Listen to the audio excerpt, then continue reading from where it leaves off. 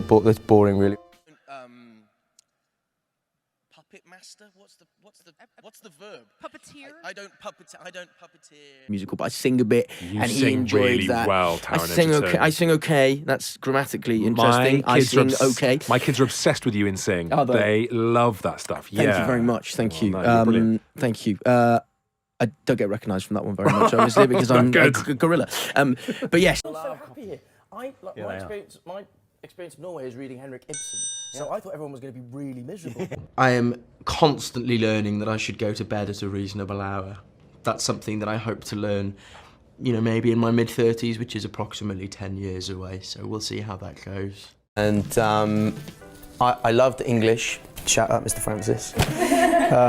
I'm a big fan of Joseph Campbell, who invented that phrase, finding your bliss, and there couldn't be a better example of it. Finding your bliss. Find your bliss. It's like, don't worry about what anyone else thinks or what is cool. I like, you know, soul. I'm a big sort of Four Tops, Temptations, Otis Redding, Algorithm. Like, I mean, I was born in the wrong time. You're a big man. I imagine you're good with big man and that kind of swing thing as well. Yeah, I quite like a bit of swing as well. Frank and Bing and all of that. I'm a classics guy. There are a few things that I'd like to keep from the film, just if anyone from the studio is listening. Do you read the comics? When I was a kid, I grew up in rural Wales, so we didn't have comic book shops. He said You know, we didn't it's have not to comics, say we it's- had tea. Yeah, we had like sheep and stuff. But I have read a few like compilations over the years, and I read Mark Millar's Fantastic Four and things, and I've got the House of X and the Power of X at home, waiting to be read, which is the new ones. Aren't they amazing? I haven't read them yet. I'm finishing off a book called A Little Life, which I'm enjoying very much. But Oh, wonderful. One person, that was very good. One person. But I intend to read them when I get home. But I love the world of it. I love the fantasy of it. I love the escapism of it. And, you know, so does the rest of the world. Is there anything else that you've read that you've been like, oh my God, I would love if this was a movie? That's a really interesting question. Okay,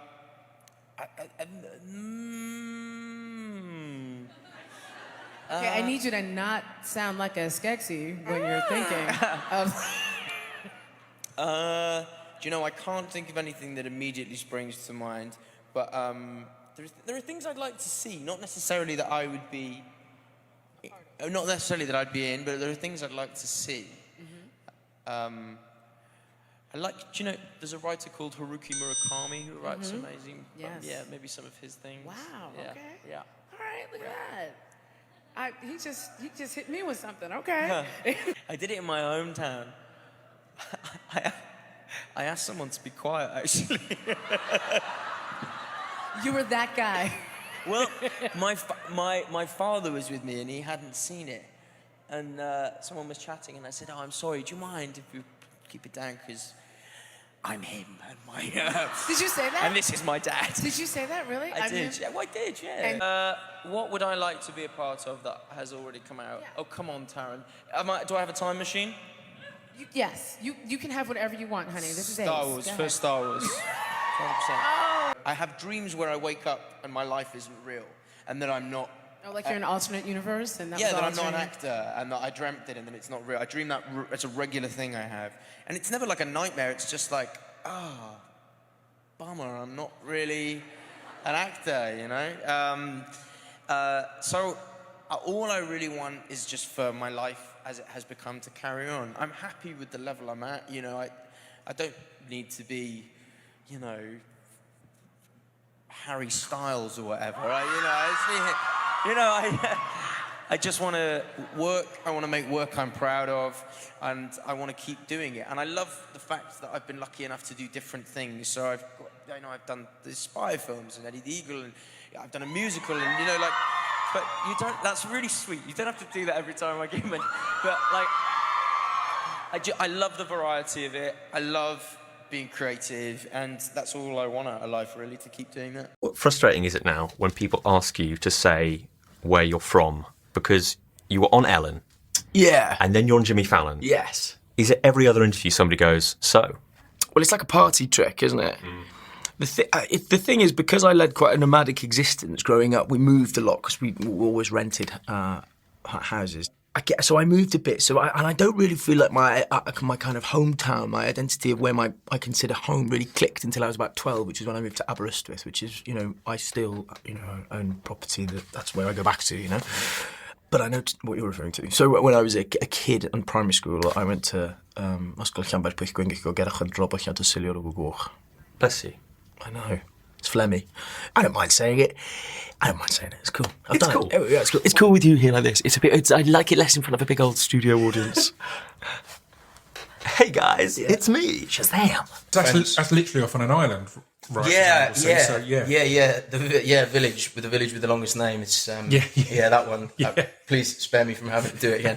I mean, the world and his mum's seen it now, on streamers or whatever. Yeah. But at the time, it didn't quite bring people into the cinema in the way we hoped, which, I think some people were upset about. It didn't make a great deal of difference to my life in that moment, But I was just so proud that we'd made something that I felt had loads of warmth and love in it. And his brand of extroversion, if that's a word, being an extrovert. There are actors in the world who are, always in phenomenal shape and are very considered about their appearance, and I just haven't got it in me. So I'm a little bit more, I have moments where I'm in good shape, and I have moments where I take great pride in my appearance, and I have moments where I really don't give a shit.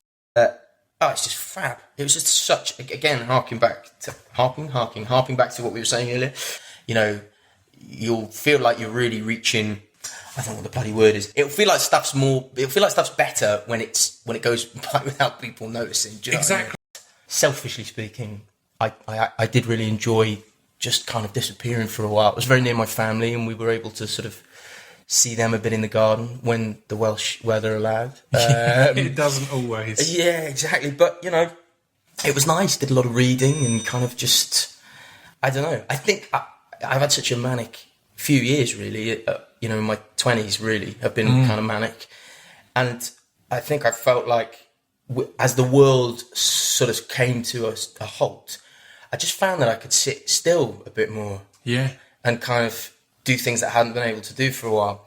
I said I read a lot, and I only say it because I haven't read for a few years. I've just found it really hard to zone in and focus, and something about... Find yourself rereading the same page over and over again, because I'm not taking this in, And then you get paranoid thinking, is Instagram ruining my brain, you know? And that fear, actually, a while ago, had led me to removing Instagram from my phone, because I just scroll nonsense, and so I just keep it on my iPad and do it when I need to do it. Perfect. But I just found, for some reason, about 4 weeks into lockdown, I picked up a book and just really settled into it, and it just felt like having a warm bath. It was so nice. That facility just came back to me, Yeah. Like, is there like a respite from acting in writing or playing with the guitar or whatever? Or so I do love to sing. I sing all the time. It's not something that I do professionally, but I occasionally take lessons. And if you get me in a karaoke bar, I mean, I'm not sure I'd call it an artistic pursuit, but I guess I love to read. So, what's your go-to karaoke? What's in the repertoire? George Michael Faith is my go-to. Nice. Okay, this is fun. Harry Potter or Lord of the Rings? Movies or books? Go either way. This is your podcast. The Hobbit was a very, very, very big book in my childhood, but so were J.K. Rowling's books. Yeah. So I think in terms of books, I'd probably have to go Lord of the Rings. And in the nicest possible way, I think Lord of the Rings was a bit of a precursor to Harry Potter in a lot of ways. Of course, I'm sure she would admit to that to some degree. In terms of the films, I think probably the Potter movies, I think a better batting average, maybe, right? Yeah, with respect, obviously. With the greatest respect, I think, we're going on batting average, because look, there are some fantastic moments and fantastic... The highs of that are great, but... Sir Ian McKellen in Lord of the Rings is incredible. It's got some brilliant elements, but I think the Harry Potter movies might just pip it. Fair enough. Okay.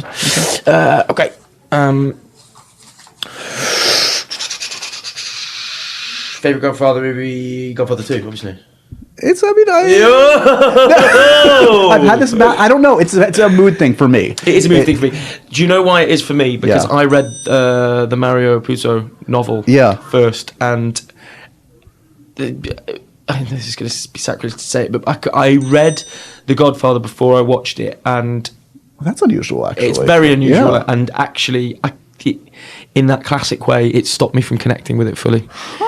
It did, because I had such a clear idea of the characters, and even the great Brando, Pacino. Right, you're like, they could have done better. No, I know. It wasn't in your mind's eye. It wasn't what you know, it was. the greatest actors of the past 50 years. Yeah. But I just could not break away from, your brain is so, the imagination is always going to be more powerful. Interesting. And 2 was uncharted territory to a degree for you, at least. Yeah. Okay. But then I didn't read. I think this Godfather 2 is based on the Sicilian. I think it's called. I think. Or maybe Elements. I'm not sure. Yes. Yeah. But I hadn't read that, so it felt easier. Okay. Yeah. Fair enough. 1 or 2 more. Feel free to choose your own end. Let's go for 2 because I'm actually enjoying this. My drink of choice is. So it really does vary. At the moment, alcoholic or non-alcoholic? We're adults here.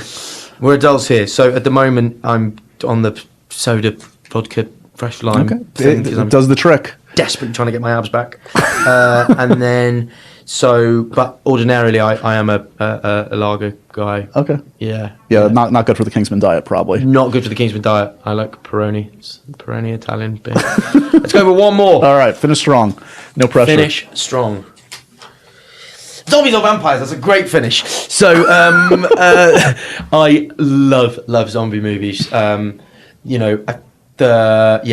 Right back from the George Romero stuff, through to Shaun of the Dead, the remake of Dawn of the Dead, which I think is brilliant. Although Fast Zombies, top potato. 28 days later, 28 weeks later. Brilliant movies, but they're kind of like, they're more like Rage Virus, right? Right. I know Danny Boyle doesn't call them zombies in that. Yeah. And then of course, most recently the brilliant Walking Dead. I think for me, because and I've read like World War Z. I read that before I saw it as well, and there's something about the whole apocalyptic thing that it just makes for interesting character drama. Please. Yeah, whereas vampires kind of seem to be more secret shadows running alongside society, feeding off. Right. That being said, a good circle back to Gary Oldman. A good Bram Stoker's Dracula always does the trick. Yes, absolutely. But I am a sucker for a kind of apocalypse themed things. So I think on that basis, I'm going for zombies over vampires. Fair enough. Yeah, I could always go. I even if it's a shitty post-apocalyptic movie, I'm still kind of in. Yeah. You know what I mean? Like I'm just like fine with being in that world. The only one do you know what I didn't watch? I didn't watch the Viggo Mortensen Road. The Road's good. Have you read the book of that one? I read the book, and it had such a profound effect on me that I just could not. I couldn't risk it. Yeah. I couldn't risk it because, like, I also read No Country for. This whole podcast is me just been showing off about books I've read. Isn't it? I get it. Taron Egerton can read. I haven't read anything for ages, actually, probably over a year. But I read No Country for Old Men, and I knew I was safe with that. Because, beloved Coen brothers, they won't do you wrong. They're not going to do us wrong, and it was easily as good as the book. But with The Road, I just couldn't risk it. It had such a profound. I was so profoundly moved by it that I couldn't risk having it ruined by the movie. Well, to be continued. We're going to continue Taron's movie and book club of the month on Josh Horowitz's podcast. It's going to become a regular feature. Yeah. So next week, readers, we will be discussing Kafka on the Shore by Haruki Murakami. Oh wow, really highbrow. I think there is a sort of slightly outdated idea about RADA being this kind of very sort of hoity-toity place.